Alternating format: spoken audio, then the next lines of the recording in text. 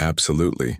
Here's the third chapter of the story, starting immediately from where the previous one left off, with suspense, simple language, twists, and a powerful tone, all without boring morning or routine descriptions. It continues directly from the ending, keeping the momentum alive. The envelope was plain, no return address, but I knew exactly what it was before I even opened it. My dad's eyes flicked to me as I carefully unfolded the thick paper inside. The handwritten note was simple. I never realized how far I'd gone until you stopped me. You didn't have to, but you did. Please accept this as a gesture of closure. Taped inside was a check, small but heavy with meaning. I stared at it. It was a refund for every violation fee, every fine, every ridiculous citation the HOA had ever charged us. The money was almost an afterthought. What hit me was the message behind it. They knew they'd lost. Karen, the HOA, everyone who thought they could control us had finally been outplayed. My dad didn't say a word. He just took the check, looked at the note, and then, calm as ever, said, "Frame it." That was all. So, we did. Hung it right next to the faded violation notice, a small monument to the chaos we'd survived.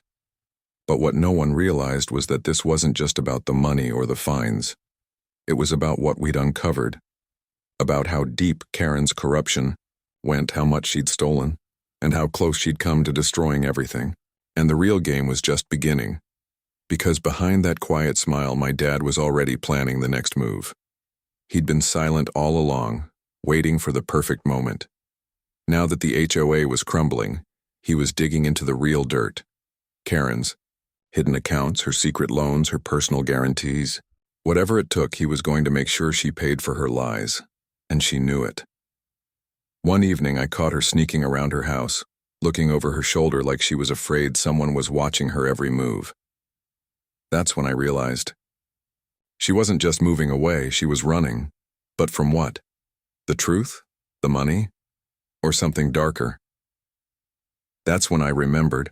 Just a few weeks ago, I found her in her backyard, digging in the dirt, hurriedly hiding something under a tarp. I'd seen her stuff a small box into her purse, then run inside like the devil himself was after her. Now I knew. Whatever she was hiding, it wasn't just financial secrets. It was power. Dangerous, corrupt power that could come back to haunt us all if she ever decided to fight for it. And I had the feeling she wasn't gone for good. The next few days, strange things started happening.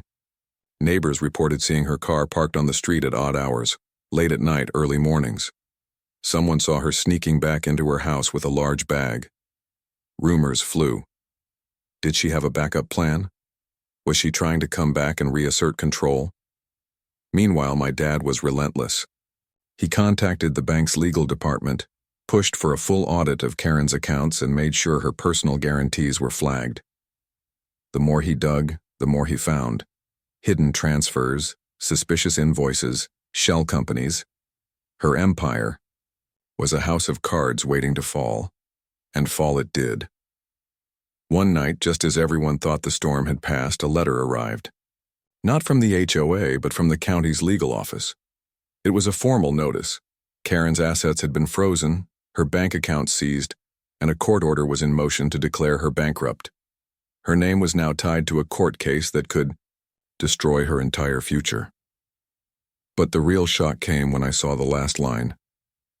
This case is connected to a broader investigation into corporate fraud and embezzlement. Further details will follow. The stakes had just gone sky high. She wasn't just a petty tyrant hiding under a rule book. She was part of something much bigger, something corrupt, dangerous, and worth fighting for. And my dad? He wasn't done yet. He was just getting started. Because now, the real battle was about to begin. One that would reach far beyond our quiet neighborhood. It was about exposing the truth, tearing down the lies, and making sure that the woman who tried to control everything would finally be brought to justice. And I knew, deep down, she wasn't going to go down quietly. Would you like me to continue with the next chapter? Absolutely. Here's the COG's second chapter. Starting immediately from the end of the previous chapter, diving straight into the action with suspense, simple yet powerful language, and twists. No slow build-up, just pure momentum. The envelope was in my hand, the letter inside trembling as I unfolded it. No warning, no preamble, just a message that hit me like a punch. Karen's assets have been frozen, her accounts seized, the courts about to tear her empire apart. I stared at the words, feeling the weight of it sink in. She thought she still had control, that her lies kept her safe.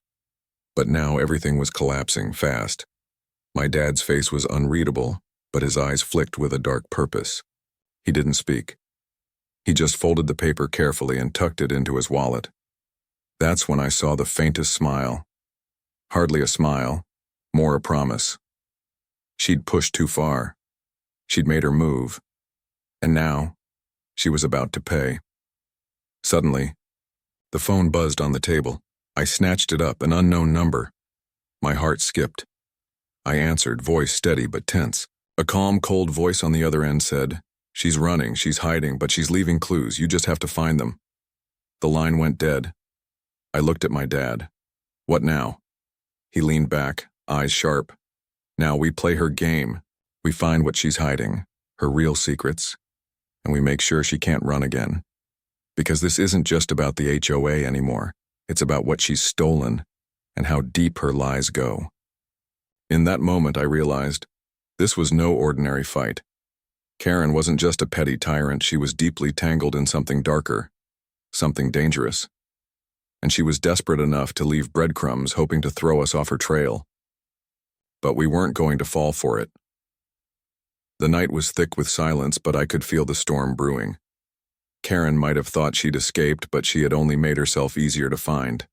And we weren't done yet. Not by a long shot. The check still rested in my hand, but it no longer mattered. The real victory wasn't in the money. It was in the silence that followed Karen's retreat. We had won. The house of cards she built was tumbling down piece by piece, and she had no way to rebuild it. But just as I thought the nightmare was over, the phone vibrated again. This time, the screen flashed a message. She's not done. She's leaving, behind more than you think. I stared, heart pounding.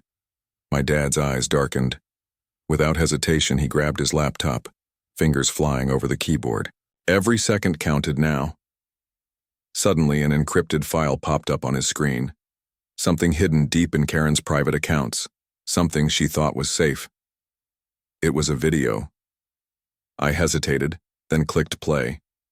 What I saw made my blood run cold. Karen, in a dimly lit room, holding a small box. Her face was pale, eyes darting around like she was hiding from something worse than us. She opened the box. Inside, a stack of cash, a pile of documents, and a small flash drive. Then she whispered, "They're coming for me. I have to run." But she had already shown her hand.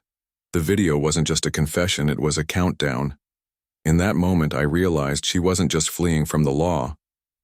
She was running from something far darker, something she had stolen that could destroy everything, everyone. The money, the lies, the corruption. It was just the surface. Beneath that was a secret so big, so dangerous, that if it ever saw the light, it would turn the world upside down. And now she knew we had it.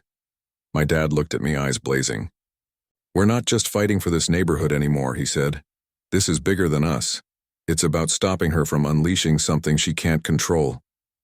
The room grew tense, the air thick with suspense. I knew in that instant the battle had only just begun, and the real war was about to explode, because Karen wasn't just a woman who played with rules. She was a danger hiding in the shadows, and we had just uncovered her final secret. The truth would come out.